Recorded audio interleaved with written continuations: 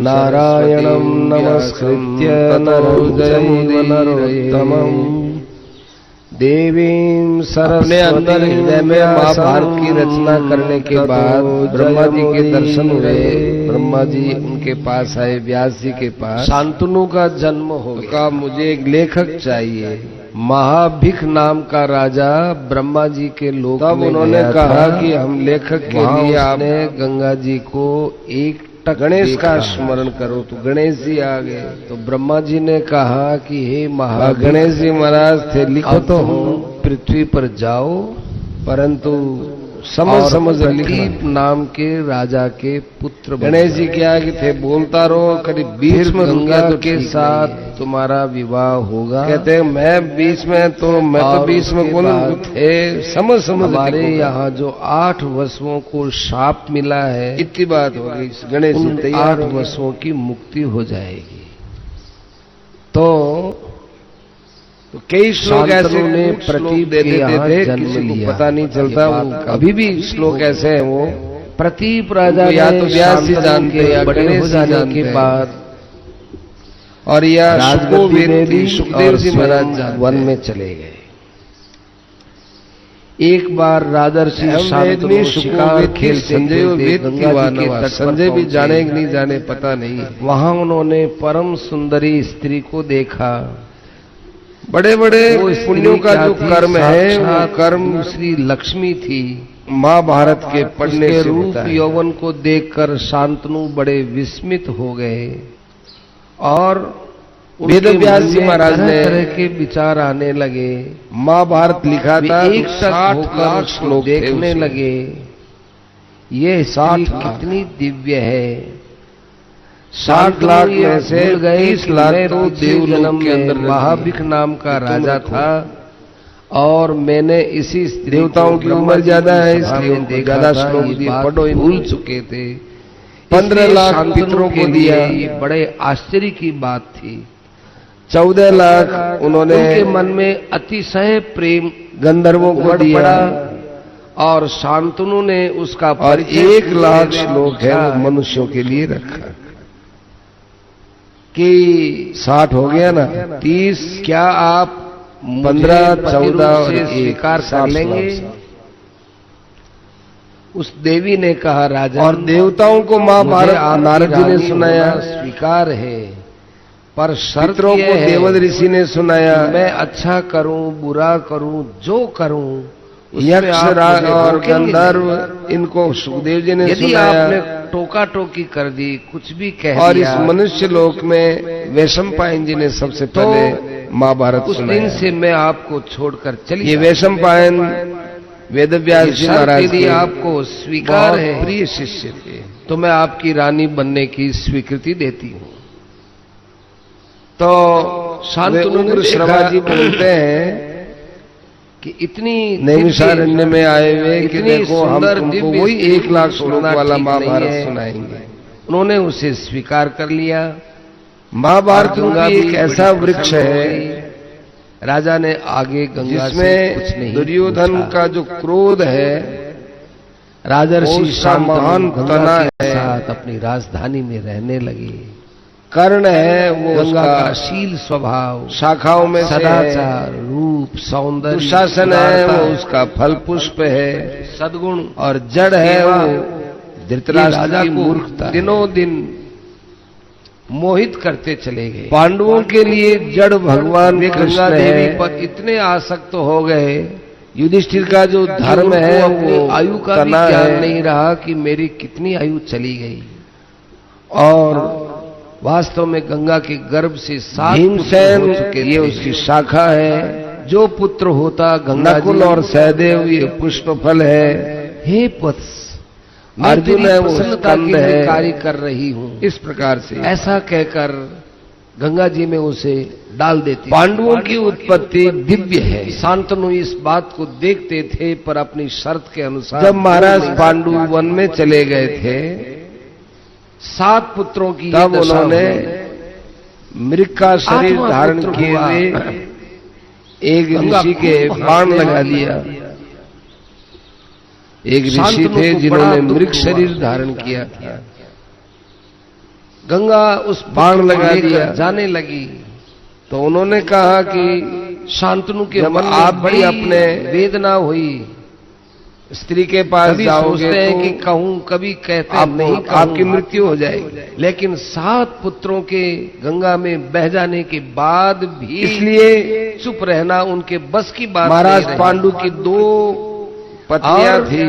शांतनु दोनों पत्नियों से दिव्य सृष्टि पैदा हुई, धर्मराज जी से, वायु से, शायद वो सोचती है कि अब ये मुझे इंद्र से तो बड़ा अच्छा है। कुंती के यहाँ युधिष्ठिर, शांतनु, टोके, भीमसेन, प्रसन्न और अर्जुन पैदा हुए और वो उस बच्चे को देख देख और प्रसन्न हो रहे। अश्विनी कुमारों ने माद्री के यहाँ प्रसन्नता नकुल और सहदेव के रूप में जन्म लिया और अंत में शांतनु का भाव फूट पड़ा।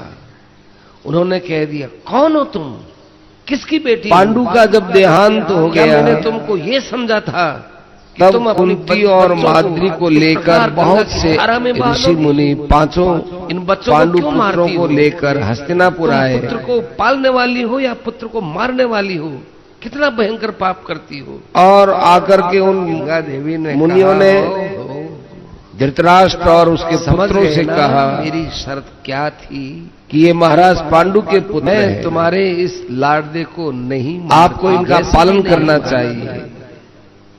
हे धृतराष्ट्र, आज आपने इन पांडु का राज्य लिया है, गंगा हूँ, तो इनके पुत्रों को भी आप स्वीकार करके बड़े योग्य बनाना चाहिए। मेरा सेवन करते हैं। मैंने देवताओं धृतराष्ट्र को ये बात अंदर से अच्छी नहीं लगी। इतने दिन तक तुम्हारे पास बहुत से कौरव कहने लगे कि क्या पता पांडु के बेटा है कि नहीं, क्या पता ये कौन है। ऋषि तो इतना कहकर के अदृश्य हो गए। इस कारण इनको और वे लोग आपस में पांडवों के बारे में देवताओं ने तरह तरह की अनर्गल बातें, हमारे ही भाई हैं वसु, इसलिए इनको देवताओं ने आकाशवाणी से कहा कोई अधोलोक न मिले, तो इन्होंने मुझसे प्रार्थना की थी और इसी आशय से मैं आपके पास आई थी। उन्हें मनुष्य लोक में हमारे जैसे पिता माता मिले। वसुओं के पिता होने के कारण आपको बहुत ऊंचा लोक मिलेगा। मैंने उन्हें तुरंत मुक्त कर देने की प्रतिज्ञा कर ली थी, वो मैंने पूरी कर दी है। अब वे शाप मुक्त हो गए हैं और अब मैं जा रही हूं। यह पुत्र वसुओं का अष्टमांश है, इसकी तुम रक्षा करना। अभी मैं इसको भी साथ में लेके जा रही हूं। शांतनु एकदम हतप्रभ हो गए। इतना बड़ा इसके पीछे इतिहास, इतनी बड़ी इसके पीछे ये देवताओं की कहानी।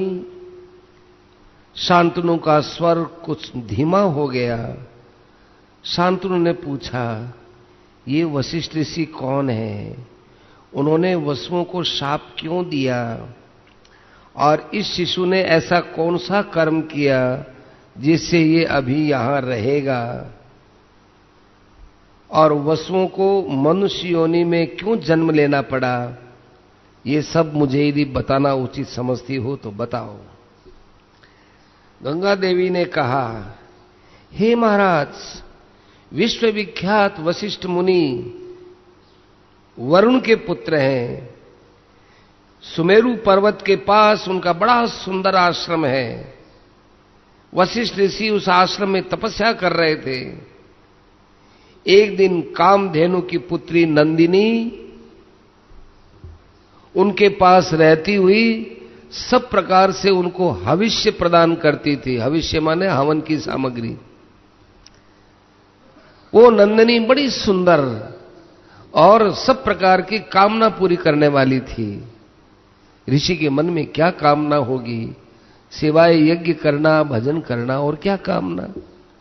परंतु उस गाय के द्वारा ऋषि का भजन साधन खूब बढ़ने लगा। एक बार पृथु आदि वसु अपनी पत्नियों के साथ उसी सुमेरु पर्वत के जंगलों में घूमने के लिए आए। ये 8 वसु हैं। उनमें एक वसु पत्नी की दृष्टि उस नंदिनी पर पड़ी जो सारे कामनाओं की पूर्ति करने वाली है। उसने कहा अपने पति से कि वो देखो गाय, ऐसी गाय चाहिए।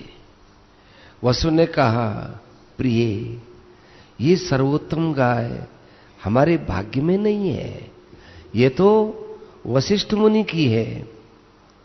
पर एक बात है, यदि कोई मनुष्य इस गाय का दूध पी ले तो 10,000 वर्ष तक जीवित रह सकता है और जवान रह सकता है, ऐसी इसके दूध में शक्ति है।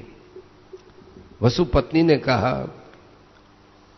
कि हे प्राण प्रियतम, मैं इस गाय को चाहती हूं, मेरी एक सखी है, उसको ये गाय देना चाहती हूं, आप इसे हर ले आओ। बार बार कहने पर देव नाम के वसु ने अपने समस्त भाइयों को बुलाया और उस नंदिनी गौ का हरण कर लिया। उस समय उनको इस बात का ज्ञान नहीं था कि वशिष्ठ ऋषि कोई बहुत बड़े तपस्वी हैं। उन्होंने उसको साधारण तपस्वी समझा और उनको यह भी मालूम नहीं था कि हमको शाप दे सकते हैं। वशिष्ठ ऋषि उस समय आश्रम में नहीं थे, वे फल फूल लेकर अपने आश्रम से बाहर गए हुए थे फल फूल लाने के लिए, और आश्रम पर लौटे तब उनको नंदिनी नहीं मिली। सारा वन ढूंढ लिया, नहीं मिली। हे मेरी नंदिनी, हे नंदिनी, जैसा तुम्हारा नाम वैसा ही तुम्हारा काम, तुम मेरे मन को आनंदित करने वाली नंदिनी कहां चली गई। खूब ढूंढा, रोए विल पे, और अंत में अपने तपस्या की दृष्टि से देख लिया कि वसुओं ने मेरी नंदिनी का हरण कर लिया है। तब उन्होंने शाप दिया, हे वसुओं, आपने मेरी नंदिनी गाय का हरण किया है, इसलिए मनुष्य योनि में तुम्हारा जन्म होगा। ये बात जब वसुओं को पता चली तो वसु बड़े हाय हाय करते हुए नंदिनी लेकर वो वशिष्ठ जी के आश्रम में लौटे और उनके चरणों में प्रणाम किया, हमसे बड़ी भूल हो गई। वशिष्ठ जी ने कहा, भूल का तो सबसे बड़ा समाधान क्षमा ही होता है। आपने जिस प्रकार से भूल की है, यदि मैं आपको क्षमा न करूं तो यही भूल मेरी मानी जाएगी। मैं आपको क्षमा करता हूं, पर आप सब तो एक एक वर्ष में मनुष्य से छुटकारा पालोगे, लेकिन ये जो देव नाम का वसु है, ये अपने कर्म का फल भोगने के लिए कई दिनों तक मर्त्य लोक में रहेगा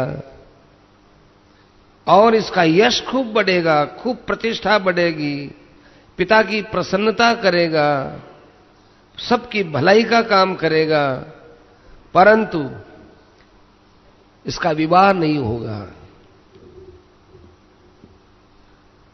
वशिष्ठ की बात सुनकर वे सब के सब देवता मेरे पास आए। गंगा जी बोल रही है, मेरे पास आए और मुझसे प्रार्थना की, हे गंगा जी, हम जन्म लेवें तो आपके कोख से जन्म लें, आपके बेटा बने, हमको गौरव मिलेगा, और आप भी हमको अपना बेटा मानोगे तो आपका भी गौरव बढ़ेगा।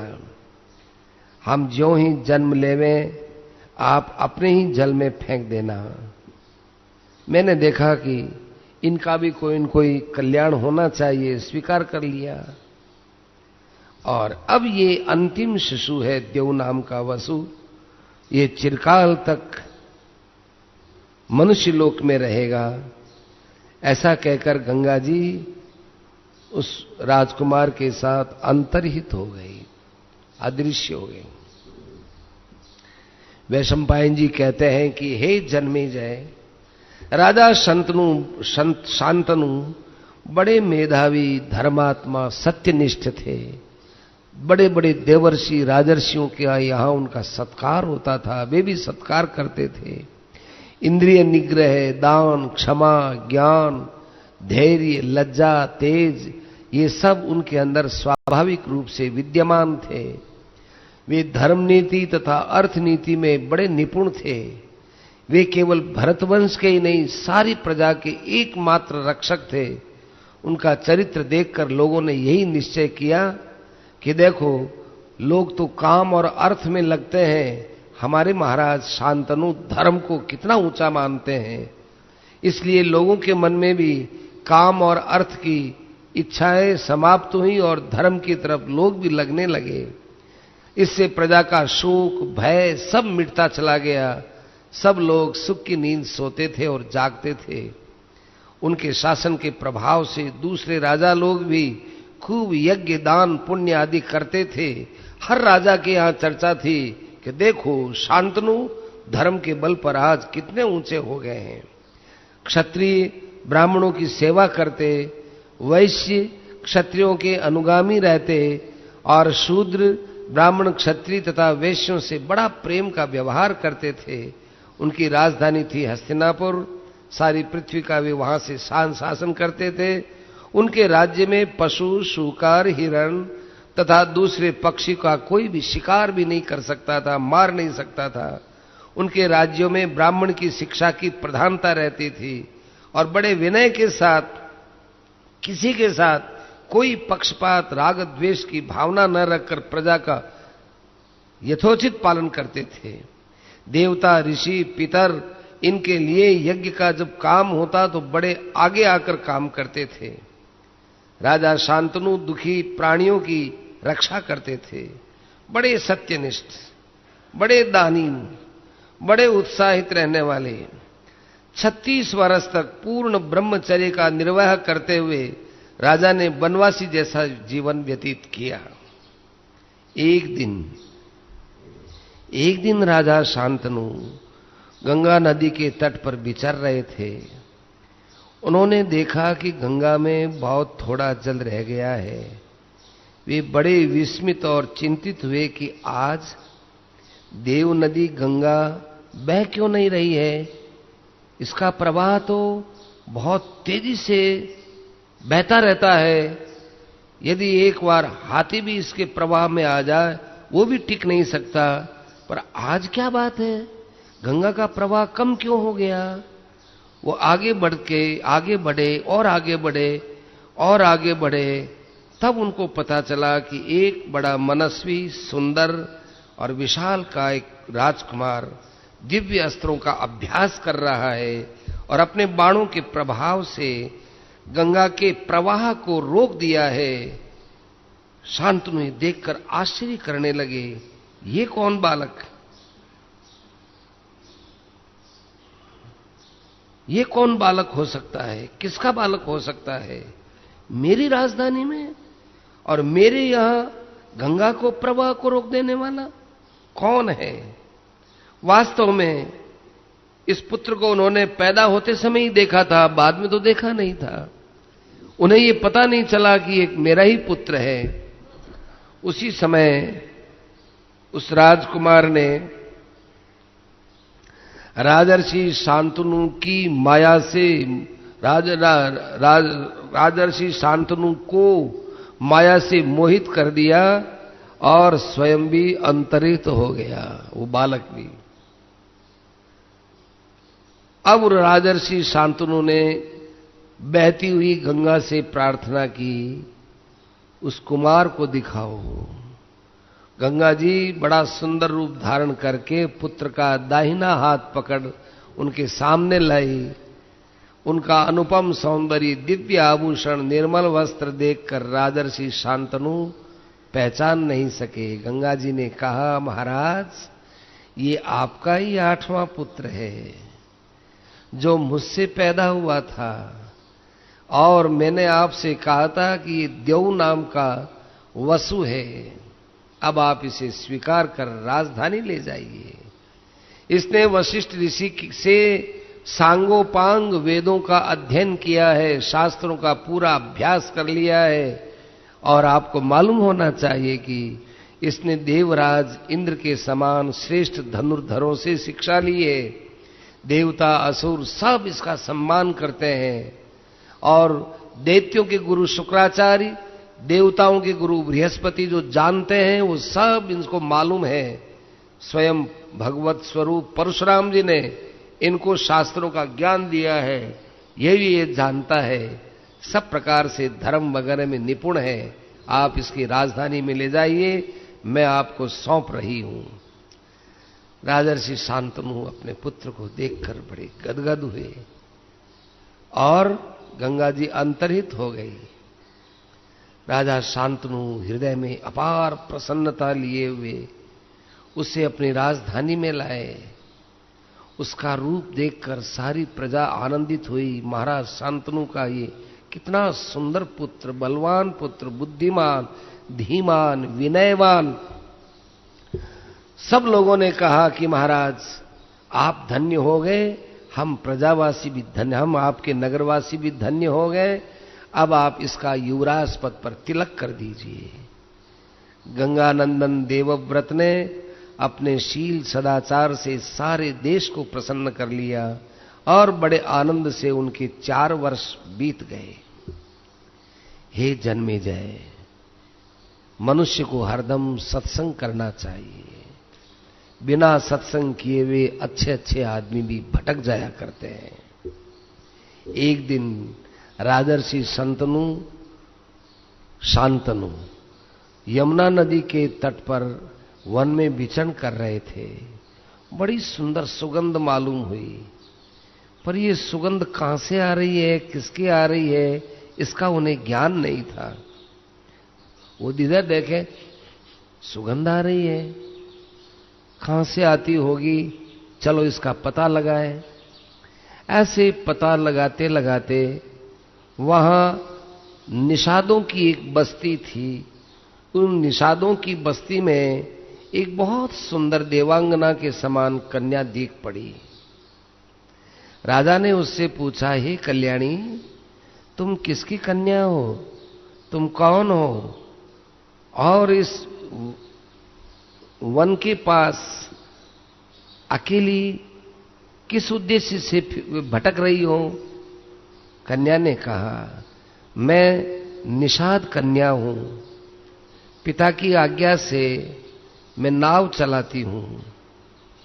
उसके सौंदर्य, माधुर्य, सौगंध्य और उसकी वाणी पर मोहित होकर राजा ने उसके सामने प्रस्ताव रखा कि क्या तुम मेरी पत्नी बन सकती हो? तो उन्होंने कहा कि आप मेरे पिता से बात कीजिए। राजर्षि शांतनु ने उसके पिता से जाकर याचना की। निषाद राज ने कहा, हे महाराज, ये दिव्य कन्या जब से मुझे मिली है तभी से मैं इसके लिए बहुत श्रेष्ठ पति के लिए प्रयत्न करना चालू किया हूं, परंतु आज तक मुझे कोई आपसे श्रेष्ठ पुरुष मिला नहीं है। यदि आप इसे अपनी धर्म पत्नी बनाना चाहते हैं तो आपको एक शपथ लेनी पड़ेगी। आप बहुत बड़े सत्यवादी हैं, धर्म पुरुष हैं। आपके समान इस पृथ्वी पर दूसरा कोई धर्मात्मा नहीं है, इसलिए आपसे एक प्रतिज्ञा पूर्वक निवेदन है, आपके समान हमको ऐसा वर भी कहां मिलेगा। तो मेरी प्रतिज्ञा पूरी करोगे तो मैं विवाह कर दूंगा। शांतनु ने कहा कि पहले अपनी शर्त तो बताओ, कोई देने योग्य वचन होगा तो दूंगा और नहीं होगा तो भाई बंधन थोड़ा ही है। निषाद राज ने कहा, हे महाराज, इसके गर्भ से जो पुत्र हो वही आपके बाद राज्य का अधिकारी हो और दूसरा कोई नहीं। शर्त मंजूर है? शांतनु चुप हो गए, कोई आवाज नहीं निकली। इधर वे उस कन्या पर मोहित भी थे। अंत में उन्होंने दबे शब्दों में बोल दिया कि मुझे आपकी शर्त स्वीकार नहीं है। परंतु उनकी बुद्धि उस कन्या के अंदर अटक गई। रात दिन उसका चिंतन करते थे। एक दिन देवव्रत ने अपने पिता को अनवरत और कई दिनों से चिंतित देखा, तो उनके पास जाकर कहने लगे, पिताजी क्या बात है? इस पृथ्वी के सारे राजा आपके वश में हैं, कोई राजा आपसे शत्रुता नहीं रखता है, आप सब प्रकार से कुशल तो हैं, आप दुखी नजर आते हैं, क्या बात है? आपको क्या चिंता है? न तो आप कभी मेरे से मिलते हैं और न आप और किसी से मिलते हैं। आप घोड़े पर सवार होकर आजकल बाहर वनों में भी नहीं घूमते हैं। आपका चेहरा फीका और पीला पड़ गया है। आप दिनों दिन दुबले होते जा रहे हो, क्या बात है? कोई देह रोग है या कोई मनोरोग है? आप जो कहेंगे वो सब मैं करने के लिए तैयार हूं, मैं उसका प्रतिकार करूंगा। किसी पुत्र के सामने पिता का चिंतित चेहरा उसके चित्त पर चढ़ जाए तो उस पुत्र के मन में कितना कष्ट होता होगा। शांतनु ने कहा कि बेटा, सचमुच मैं चिंतित हूं। तुम्हारे जैसा मेरे कुल में एक तुम ही वंशधर हो। तुम्हारे समान हमारे वंश में कोई शस्त्र धारण कर इतनी शूरवीरता दिखाने वाला कोई राजा हुआ नहीं, शायद होने वाला भी नहीं है। जगत में निरंतर लोग मरते रहते हैं, मिटते रहते हैं। मैं ये देखकर बहुत ही चिंतित रहता हूं। भगवान न करे तुम्हारे पर कोई विपत्ति आए, कहीं ऐसा न हो कि हमारे वंश का नाश हो जाए। तुम अकेले सैकड़ों पुत्रों में श्रेष्ठ हो और मैं व्यर्थ में ही बहुत से विवाह भी नहीं करना चाहता, फिर भी वंश परंपरा की रक्षा के लिए तो चिंता है ही। अर्थात तू एक ही लड़का है मेरा, भगवान न करे तू मर जाए, कर जाए, कुछ भी हो जाए तो फिर हमारे तो कोई दूसरी संतान नहीं है। गंगानंदन देवव्रत ने अपनी अलौकिक मेधा से पिता की सब बात को समझ लिया और अपने बूढ़े मंत्री से सब प्रकार की इधर उधर से पूछताछ करके निर्णय कर लिया कि आखिर हमारे पिता की बीमारी क्या है।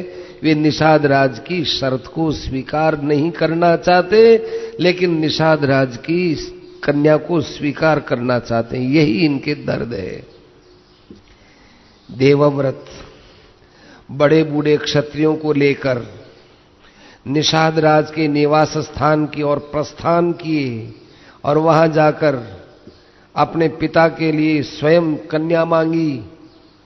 निषाद राज से कहा, हे निषाद राज, हम आपकी कन्या को अपनी माता बनाने में बड़े प्रसन्नता का और गौरव का अनुभव करते हैं। निषाद राज ने देवव्रत का बड़ा स्वागत किया और भरी सभा में कहा कि हे भरतवंश शिरोमणि, राजर्षि शांतनु की वंश रक्षा के लिए आप अकेले पर्याप्त हैं, फिर भी ऐसा वांछनीय संबंध टूट जाने पर स्वयं इंद्र को भी पश्चाताप करना पड़ेगा। मैं नहीं चाहता कि इतना सुंदर प्रस्ताव को मैं ठुकरा दूं। यह कन्या जिन श्रेष्ठ राजा की पुत्री है, वे आप लोगों के बराबर की है। उन्होंने मेरे पास ये संदेश भेजा था कि तुम मेरी पुत्री सत्यवती का विवाह राजर्षि शांतनु से करना। मैंने उसकी इच्छा के अनुसार देवर्षि असित को बिल्कुल सूखा सा जवाब दिया, परंतु मैं पालन पोषण करने वाला होने के कारण एक प्रकार से इस कन्या का पिता ही हूं।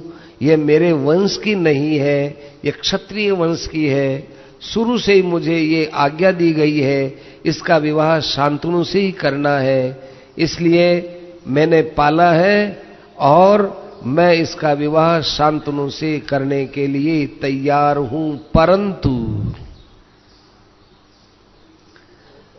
देवव्रत ने कहा कि अब क्या परंतु रह गया।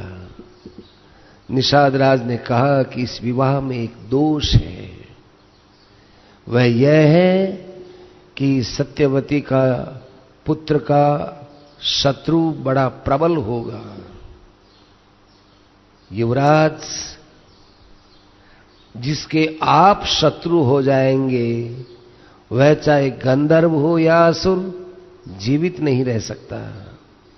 यही सोचकर मैंने आपके पिता को कन्या नहीं दी है, क्योंकि इसका जो बेटा होगा वो राजगद्दी पर बैठेगा, ये हमारी शर्त है। और आपके रहते हुए वो यदि राजगद्दी की इच्छा करेगा तो वो आपका शत्रु ही तो होगा, और वो शत्रु आपके सामने कैसे ठहर सकेगा। इसलिए हमने अपनी कन्या को नहीं दिया। गंगानंदन देवव्रत ने निषाद राज की बात सुनकर अपने साथ में लाए हुए सारे क्षत्रियों के बीच में प्रतिज्ञा की, हे निषाद राज, मैं शपथ पूर्वक ये प्रतिज्ञा करता हूं कि इसके गर्भ से जो पुत्र होगा वही हमारा राजा होगा। मेरी ये कठोर प्रतिज्ञा अभूतपूर्व है, और शायद कोई दूसरा ऐसी प्रतिज्ञा करे न करे, इस प्रतिज्ञा को मैं करता हूं। निषाद राज अभी और कुछ चाहता था। निषाद राज के मन में बहुत बड़ा स्वार्थ उमड़ा। निषाद राज के मन में तो देवव्रत की इस प्रतिज्ञा के बाद कुछ बोलना भी नहीं चाहिए था, परंतु स्वार्थ ने उसको प्रेरित किया और उसने बिना संकोच लाज के कहा, हे युवराज, आपने सत्यवती के लिए जो प्रतिज्ञा की है वो तो आपके अनुरूप है, बड़ा अच्छा किया। इसके संबंध में अब मुझे कोई संदेह नहीं रह गया, पर मेरे मन में एक संदेह और है कि शायद समय पाकर आपका पुत्र सत्यवती के पुत्र से राज्य छीनने के लिए प्रयत्न करेगा तो। देवव्रत ने निषाद राज का आशय समझकर फिर दोबारा उसी क्षत्रिय सभा में कहा, हे क्षत्रियों, मैंने अपने पिता के लिए राज्य का परित्याग तो पहले ही कर दिया है, अब संतान के लिए आज निश्चय कर रहा हूं। निषाद राज, आज से मेरा ब्रह्मचर्य अखंड होगा, संतान न होने पर भी मुझे अक्षय लोकों की प्राप्ति होगी, क्योंकि मैं पिता के लिए सब कार्य कर रहा हूं। देवव्रत की कठोर प्रतिज्ञा सुनकर निषाद राज आनंद में विभोर हो गया। उसने कहा, हे देवव्रत महाराज, अब मैं अपनी कन्या को शांतनु को देने में बड़ा प्रसन्न हूं। उसी समय आकाश से देवता, ऋषि, अप्सराएं देवव्रत पर पुष्पों की वर्षा करने लगे और सबने उन्हें आकाश से कहा, ये भीष्म है, इसका नाम भीष्म होना चाहिए। इसके बाद देवव्रत भीष्म कहलाने लगे और देवव्रत भीष्म ने कहा, हे सत्यवती, चलो मेरे साथ अभी इसी रथ पर बैठकर हस्तिनापुर चलो। सब लोग अवाक रह गए। सत्यवती को रथ पर बैठाकर अपने पिता को ले जाकर सौंप दिया। देवव्रत की इस भीषण प्रतिज्ञा की सबने प्रशंसा की। सब लोग इकट्ठे होकर अलग अलग यही बात कहने लगे, सचमुच ही भीष्म है। भीष्म का ये दुष्कर कार्य सुनकर राजा शांतनु भी लज्जित भी हुए, आनंदित भी हुए। उन्होंने अपने पुत्र को वरदान दिया, हे मेरे निष्पाप पुत्र, इस पृथ्वी पर जब तक तुम जीना चाहोगे तब तक मृत्यु भी तुम्हारा बाल बांका नहीं कर सकेगी। ये मेरा आशीर्वाद है। तुमसे अनुमति प्राप्त करके ही वह तुमको अपने प्रभाव में ले सकेगी, नहीं तो तुम चाहो उतने वर्षों तक, चाहे जितने समय तक जीवित रह सकोगे। समय बीतता गया और जन्मेजय राजर्षि शांतनु की पत्नी सत्यवती के गर्भ से 2 पुत्र हुए। एक का नाम चित्रांगद और दूसरे का नाम विचित्रवीर्य। दोनों ही बड़े होनहार थे। अभी चित्रांगद युवा बन ही रहे थे, युवावस्था में प्रवेश कर ही रहे थे कि राजर्षि शांतनु का स्वर्गवास हो गया। भीष्म जी ने सत्यवती की सम्मति से चित्रांगद को राजगद्दी पर बैठा दिया। उसने अपने पराक्रम से सभी राजाओं को पराजित कर दिया। वह किसी भी मनुष्य को अपने समान नहीं समझता था। गंधर्वराज चित्रांगद ने यह देखकर कि शांतनु नंदन चित्रांगद अपने बल पराक्रम से देवता मनुष्य असुरों को नीचा दिखा रहा है, तब उसने चित्रांगद पर चढ़ाई कर दी और दोनों नाम राशियों में कुरुक्षेत्र के मैदान में घमासान युद्ध हुआ। कुरुक्षेत्र के युद्ध में, कुरुक्षेत्र के स्थान पर कई बार युद्ध हो चुके हैं। ये भी युद्ध वहीं हुआ और गंगा के तट पर 3 बरस तक इनकी लड़ाई चलती रही। सरस्वती नदी के तट पर, सॉरी गंगा नहीं, सरस्वती नदी के तट पर 3 बरस तक लड़ाई चलती रही। गंधर्वराज चित्रांगद बड़ा मायावी था और उसने माया का आश्रय लेकर उसके हाथों से चित्रांगद की मृत्यु हो गई। देवव्रत भीष्म ने अपने छोटे भाई की अंत्येष्टि की। उसके बाद विचित्रवीर्य गद्दी पर बैठे। विचित्रवीर्य अभी जवान नहीं हुए थे, बालक थे। भीष्म के अनुसार अपने पैतृक राज्य का शासन करने लगे। विचित्रवीर्य थे आज्ञाकारी और भीष्म थे उसके रक्षक। जब भीष्म ने देखा कि मेरा भाई विचित्रवीर्य यौवन में प्रवेश कर चुका है, तब उन्होंने उसके विवाह का विचार किया। उन दिनों में ये समाचार मिला कि काशी नरेश की 3 कन्याओं का स्वयंवर हो रहा है। उन्होंने अपनी मां सत्यवती से सम्मति ली और देवव्रत भीष्म अकेले ही रथ पर बैठकर काशी की यात्रा के लिए चल पड़े। स्वयंवर के समय जब राजाओं का परिचय दिया जाने लगा, तब शांतनु नंदन भीष्म को अकेला और सफेद दाढ़ी वाला समझकर सुंदरी कन्याएं घबराकर आगे बढ़ गईं। उन्होंने भीष्म के गले में जयमाला नहीं डाली। उन लड़कियों ने देखा कि ये तो बुढ़ा है और हमसे उम्र में बहुत बड़ा है, ये तो कल मर जाएगा, फिर क्या होगा। वहां बैठे हुए राजा लोग आपस में हंसने लगे। ओ, आप तो भीष्म थे, प्रतिज्ञा की थी अखंड ब्रह्मचर्य की, बाल सफेद हो गए, चेहरे पर झुर्रियां पड़ गई, बुढ़ा लज्जा छोड़कर यहां स्वयंवर में आया है। ओहो, आज इनको विवाह की पड़ी है। ये सब देख सुनकर के भीष्म पितामह को बड़ा क्रोध आया। उन्होंने अपने भाई के लिए बलपूर्वक भरी सभा में खड़े होकर अपने धनुष के ऊपर प्रत्यंचा डालकर बाण रख करके कहा, है किसी क्षत्रिय की हिम्मत तो आओ, और मैं भीष्म अपने भाई के लिए इन 3 कन्याओं को ले जा रहा हूं। क्षत्रिय स्वयंवर विवाह की प्रशंसा करते हैं और इसकी बड़े बड़े धर्मज्ञ मुनि भी प्रशंसा करते हैं, परंतु राजाओं, मैं तुम लोगों के सामने कन्याओं का बलपूर्वक हरण कर रहा हूं। तुम लोगों में यदि शक्ति है तो आओ, मुझसे युद्ध करो, और या हार कर अपना काला मुंह लेकर यहां से चुपचाप चले जाओ। जो पीठ दिखाकर जाएगा उसके ऊपर भीष्म बाण नहीं चलाता। सब राजा वहां लज्जित हो गए और काशी नरेश की ललकार सुनकर वे वहां से पराजित से हुए अपनी राजधानी की ओर चल पड़े और इधर पितामह भीष्म इन कन्याओं को अपने रथ में बैठाकर चले। भीष्म की इस बात से चिढ़कर सभी राजा ताल ठोकते हुए, ओठ चबाते हुए विचार किया कि ऐसे जाने से क्या होगा, वापिस चलो, अपने को युद्ध करना चाहिए।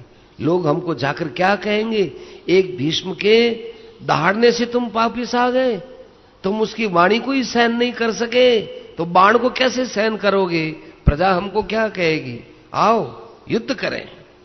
वापिस लौट के आए और एक साथ सब पितामह भीष्म पर टूट पड़े और बड़ा रोमांचकारी युद्ध हुआ। सबने भीष्म पर एक साथ 10,000 बाण चलाए, लेकिन भीष्म पितामह वो तो क्या बताए, इतने अभी तो पितामह नहीं थे, अभी तो भीष्म थे। उन्होंने अकेले ऐसे बाण चलाकर सबके बाणों को काटा तो आश्चर्यचकित रह गए, किसी की भी नहीं चली। भयंकर देवासुर संग्राम जैसा ये संग्राम था, कितनों का सिर कट गया, हाथी मरे, घोड़े मरे।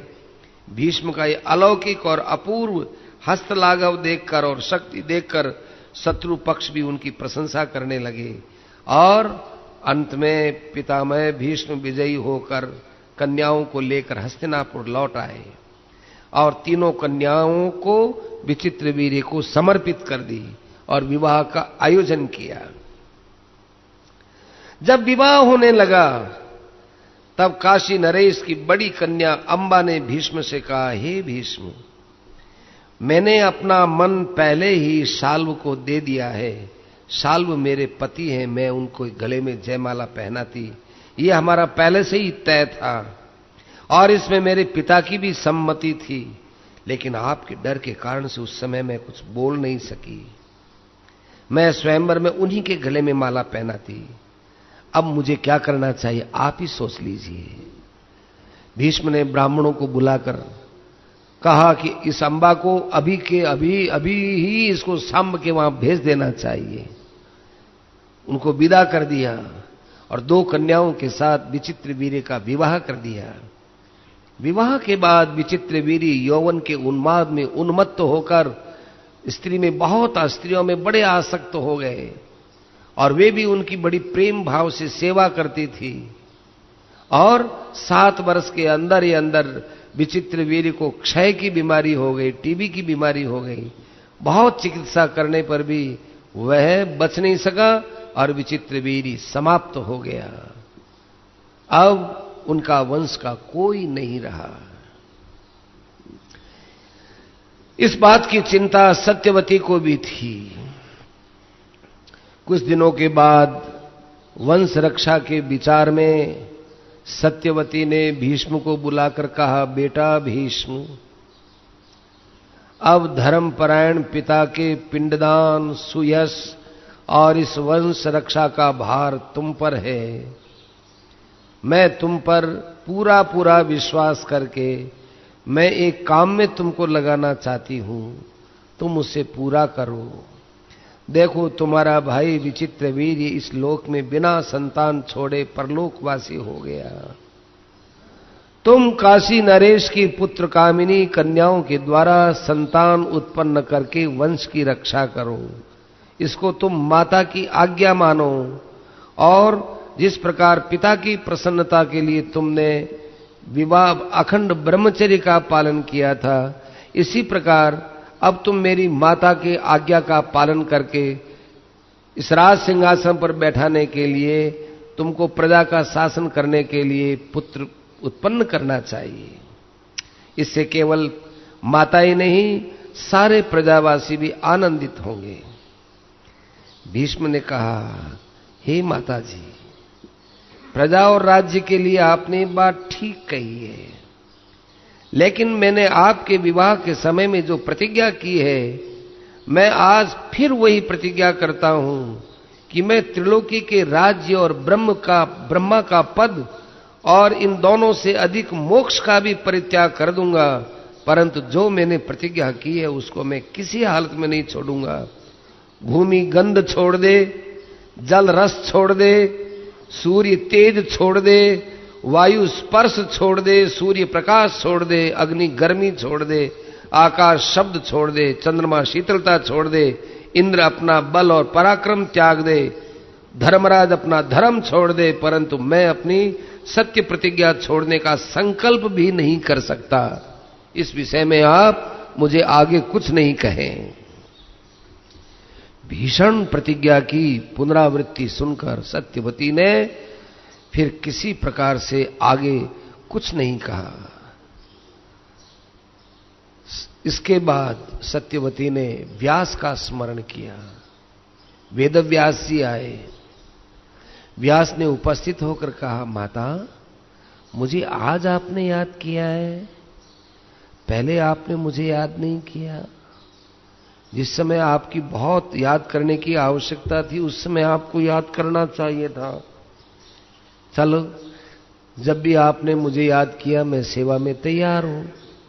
सत्यवती ने कहा कि बेटा, जो ये कहता हो कि कभी संकट में मुझे याद कर लेना, तो क्या हरदम उसको याद करके बेटे को थोड़ी बुलाया जाता है।